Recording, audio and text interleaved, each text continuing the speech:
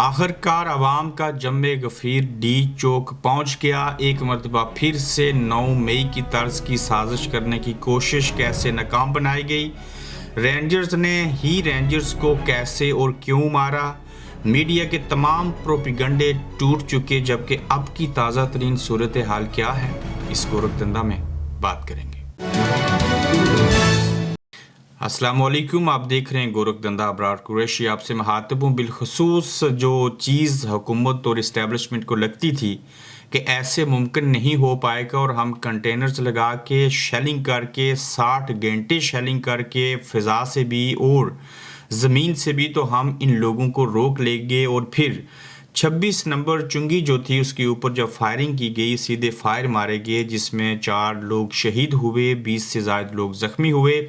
Rangers نے سیدھے fire چلائے اور اس کے بعد ان کو لگتا تھا کہ یہ شاید لوگ ڈر جائیں گے، آگے نہیں پہنچیں گے، لیکن ہماری وہاں موجود جن لوگوں سے بات ہوئی ان کے جو جذبات تھے اس کو دیکھ کے مجھے رات کو پتہ چل گیا تھا کہ یہ بات رکنے والی نہیں، اور آخرکار عوام جو تھے وہ چاہے کشمیر سے تھے، گلگت بلتستان سے تھے، بالخصوص کے پی کی اور بلوچستان کے لوگ اور مقامی راولپنڈی اور اسلام آباد کے لوگ وہ وہاں پہ پہنچ چکے ہیں، اور اس وقت ڈی چوک کے کیا مناظر ہیں اس کے اوپر بھی ہم بات کریں گے۔ تاہم یہ بتانا بڑا ضروری ہے کہ فوج آ چکی ہے، رینجرز کو شرپسند عناصر نے مارا ہے۔ میں ان 2 نقطوں کو پہلے کلیئر کرتا ہوں پھر آگے بڑھتے ہیں۔ نمبر 1، خوف دلانے کے لیے رینجرز نے سیدھی گولیاں ماری تھیں، لوگ اس کے باوجود نہ رکے، نہ جھکے، نہ بکے، نہ کوئی خوف آیا، وہ بڑھتے ہوئے رات گئے تک سفر کرتے رہے، اور صبح کے وقت جو تھا وہ آج دن کو ڈی چوک میں پہنچ گئے ہیں۔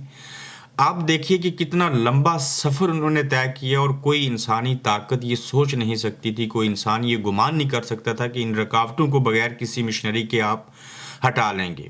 تو جب رینجرز نے لوگوں کو مارا اور اس کے بعد 4 شہادتیں ہوئیں، اور پھر آپ نے دیکھا کہ رینجرز کا پیچھا کیا گیا، اور پھر رینجرز کے جو 4 نوجوان تھے اللہ تعالیٰ ان کی مغفرت کرے وہ شہید ہوئے، اور انہیں رینجرز نے ہی اپنے رینجرز کو مارا، اور گاڑی جو تھی پیچھے سے آ رہی تھی، آگے رینجرز تھے تو ان کی اوپر چڑھا دی، اور 4 لوگ جو تھے ان کی بھی شہادت ہوئی۔ اب یہ شہادتیں جو تھیں وہ پاکستان تحریک انصاف کے کھاتے میں ڈالنے کی کوشش تھی، ایک مرتبہ پھر سے 9 مئی کے شکنجے میں لانا تھا پاکستان تحریک انصاف کو، لیکن یہ متی اللہ جان کو ہم خراج یعنی کہ کریڈٹ پیش کرتے ہیں، کریڈٹ دیتے ہیں، جنہوں نے رات کو ہی اس حادثے کے 25 منٹ کے بعد یہ ویڈیو بنا دی اور اس کے اندر کہہ دیا کہ یہ حادثہ کیسے ہوا تھا۔ تو لہٰذا یہ تاثر دیا جا رہا تھا کہ دیکھیے پاکستان تحریک انصاف کے لوگ مرے، اور اس کے بعد انہوں نے بدلہ لیتے ہوئے ہماری فوج جو تھی، ہمارے جو رینجرز تھے ان کو مار دیا۔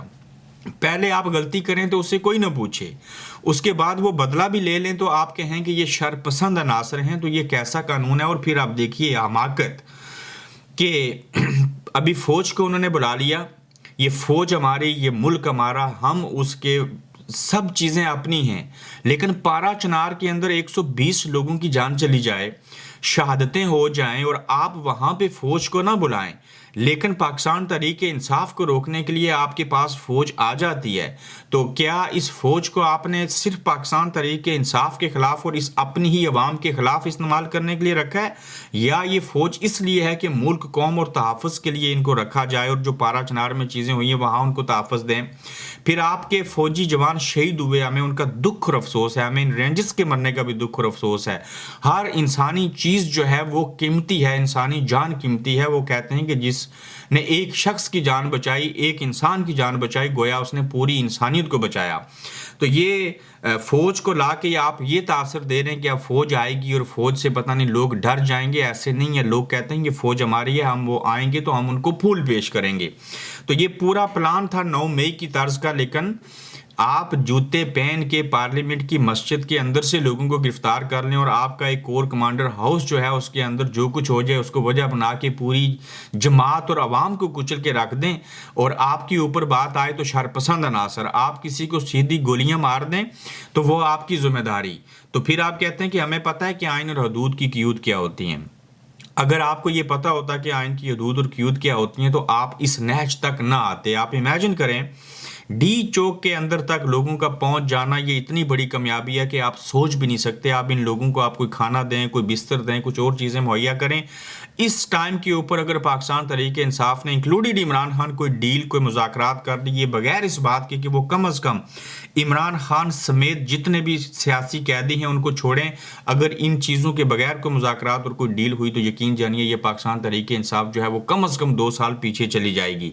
جب آپ نے آرمی چیف کو 5 سال تک کی ایکسٹینشن دے دی، آپ نے چیف جسٹس اپنی مرضی سے لگا لیا، آپ نے آئینی بینچ بنا لیا، حکومت آپ نے اپنی مرضی سے بنائی، فارم 45 کو 47 میں بدل دیا، عدلیہ کو کنٹرول کر لیا، اور اس کے بعد دنیا کا وہ کون سا ایسا لیڈر تھا، وہ کون سا ایسا شخص ہے، وہ کون سی ایسی سیاسی شخصیت ہے جو اسے عمل ہو جانے کے بعد بھی یہ توقع کر رہا تھا کہ عوام میرے ساتھ ہیں، میں ان کو کال دوں گا، وہ آئیں گے، اس کو بھروسہ تھا، اور پھر اس نے کال دی، اور سب چیزیں ہو جانے کے بعد بھی اس عمران خان کو علم تھا کہ عمران خان کو کہ مجھے عوام پسند کرتے ہیں، عوام اصل میں طاقت کا سرچشمہ ہے، میں ان سے کہوں گا وہ مجھے سنیں گے، وہ مجھے پسند کرتے ہیں، میرے کہنے کے اوپر 8 فروری کی طرح پھر آئیں گے، اور یہ کوشش کامیاب ہو گئی، اور اس کوشش کو روکنے کے لیے جتنے بھی میڈیا کے اوپر پروپیگنڈے کیے گئے تھے وہ سب ٹوٹ کے، میں آپ کو ایک مثال دیتا ہوں، رات کو جیو ٹیلی ویژن جو تھا وہ جیو ٹیلی ویژن یہ چیزیں چلا رہا تھا وہاں سے کہ فوج آ گئی ہے، شر پسند عناصر نے ایسے کر دیا، فلاں چیزیں ہو گئی، اور اس طرح کے حالات تھے۔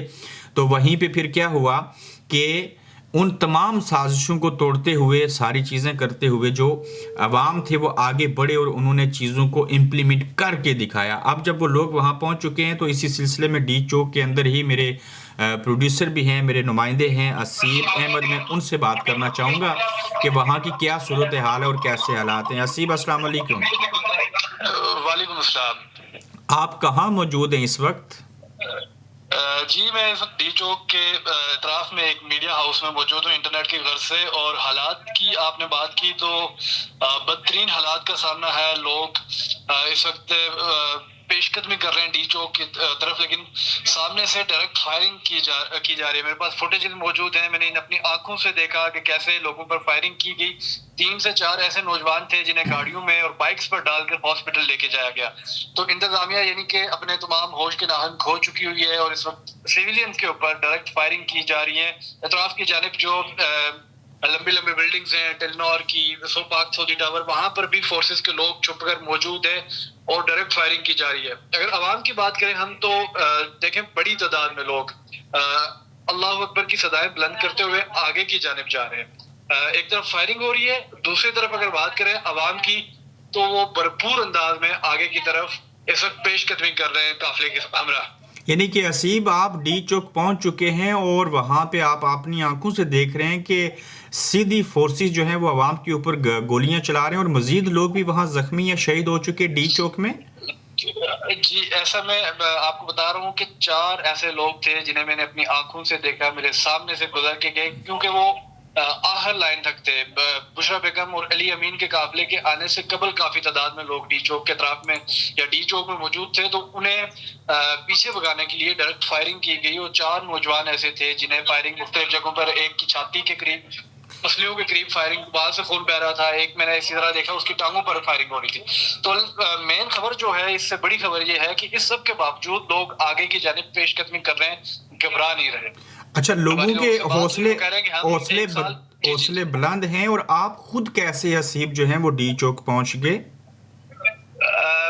چونکہ ڈی چوک جو لوگ ہیں وہ مین چوک پر ایکسپریس وے کی جانب سے فیض آباد کی طرف سے راستہ جاتا ہے، یہ کھلا ہوا ہے۔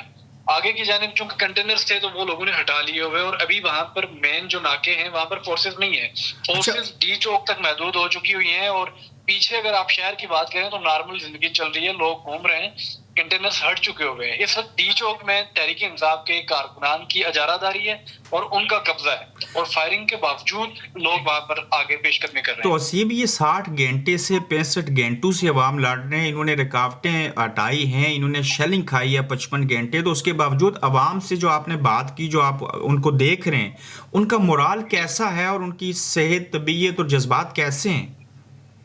چونکہ لوگ ایک بڑے ٹائم سے سفر کر رہے ہیں، کچھ لوگ تھکے ہوئے ہیں، وہیں پر گرین بیلٹ کے اوپر سو رہے ہیں، کچھ کھانا کھا رہے ہیں، کچھ ریسٹ کر رہے ہیں، لیکن اگر ان سے پوچھا جائے کہ مطالبات نہ مانے گئے تو کیا ہوگا، اس میں ہر شخص کا یہ جواب ہوتا ہے چاہے 1 سال یہاں پر اس تشدد کے سامنے بیٹھنا پڑا ہم یہاں پر بیٹھے رہیں گے. تو یہ ایک بہت بڑی خبر ہے کہ یہ لوگ پیچھے ہٹنے کو تیار نہیں.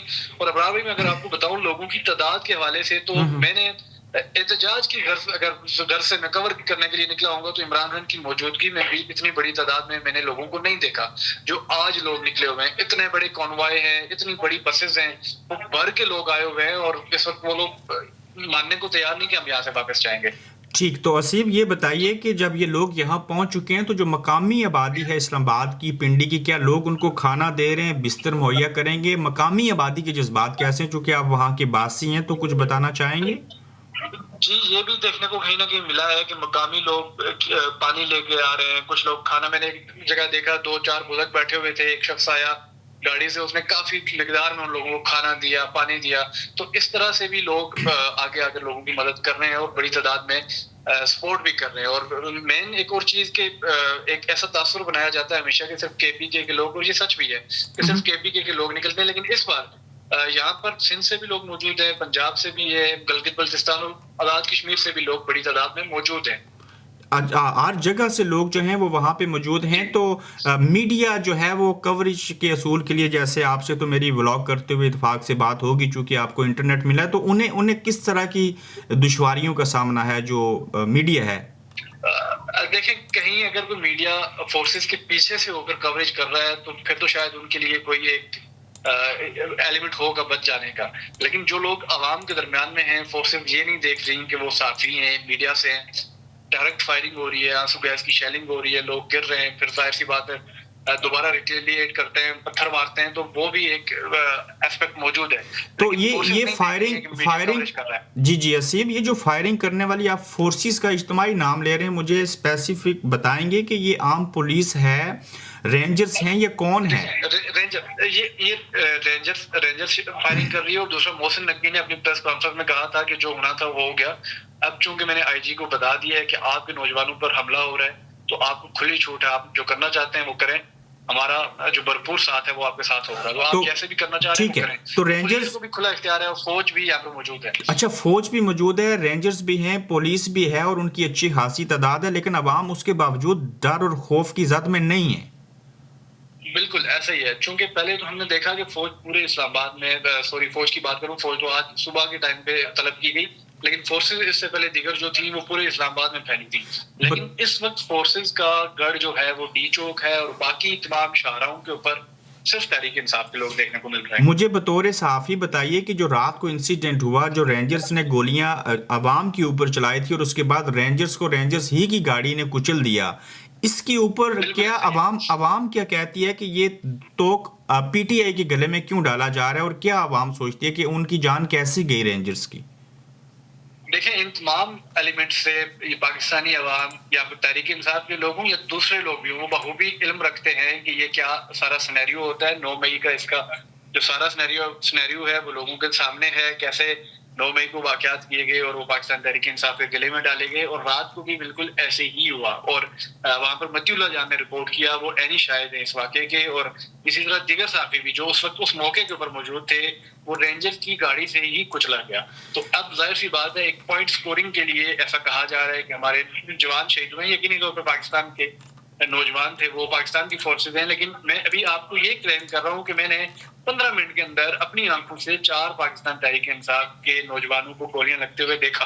انہیں ہاسپٹل لے کے جایا جا رہا ہے. خدا بہتر جانتا ہے کہ وہ بچ پائیں گے نہیں بچ پائیں گے، اللہ سب کو زندگی دے. لیکن معاملہ یہ ہے کہ وہ بھی پاکستان تحریک انصاف کے کارکنان ہیں اور پاکستانی ہیں، اور فورسز کھلے عام ان پر فائرنگ کر رہی ہیں. اور اس پر بھی شہباز شریف کو بطور وزیر اعظم اور محسن نقوی کو جواب دینا چاہیے، اور دیگر جو فورسز ہیں ان کے سرداران کو بھی جواب دینا چاہیے. اور یہ لوگ مکمل طور پر فیل ہو چکے ہیں صورتحال کو کنٹرول کرنے میں. تو ایسے میں دنیا میں یہ دستور ہوتا ہے کہ جب فورسز، جب ادارے، جب حکومت فیل ہو جائے تو وہ استعفیٰ دے کر گھر چلے جاتے ہیں. تو اس وقت ٹھیک، میں اسیب آپ سے بات کروں گا، لیکن مجھے آخری سوال آپ سے جاننا ہے، اور میں مزید بھی ویڈیو لنک کے اوپر آپ سے بات کروں گا ہر گھنٹے کے اندر. ہم نے آپ کو کہا نہیں، آپ اس کے باوجود خود گھر سے اٹھ کے ڈی چوک پہنچ کر خود کو خطرے میں ڈالا. آپ کو کس بات نے ایسا کرنے پہ مجبور کیا؟ دیکھیں جمہور کی بات ہے، ایک بڑی تعداد میں جب عوام نکل کر اس اسلام آباد میں اپنا حق مانگنے آئی ہے، بچہ جانتا ہے کہ مینڈیٹ کس کا تھا 8 فروری کو، آپ عمران خان کے خلاف ہوں، حق میں ہوں. ایک میری آواز غالباً کٹ گئی تھی. ہاں ٹھیک ہے اسیب، آپ اپنا بہت سارا خیال رکھیں، تو آپ سے ہم دوبارہ بات کریں گے. جی ٹھیک ہے. Thank you. یہ تازہ ترین میرے پروڈیوسر تھے اسیب احمد، جو وہاں سے اپڈیٹ کر رہے تھے کہ 15 سے 20 منٹ پہلے مزید رینجرز جو تھی انہوں نے گولیاں چلائی ہیں، اور 4 افراد نوجوان جو تھے احتجاج کے اندر شامل، انہیں گولیاں لگی ہیں. اب ان میں سے کتنوں کی جان جا چکی ہے، کتنے شدید زخمی ہیں، تو اس سلسلے میں ہم آپ کو مزید بھی اپڈیٹ کریں گے. اپنا خیال رکھیے گا، تو جلد آپ سے دوبارہ ملیں گے. آپ دیکھ رہے ہیں گورکھ دھندا ابرار قریشی کے ساتھ.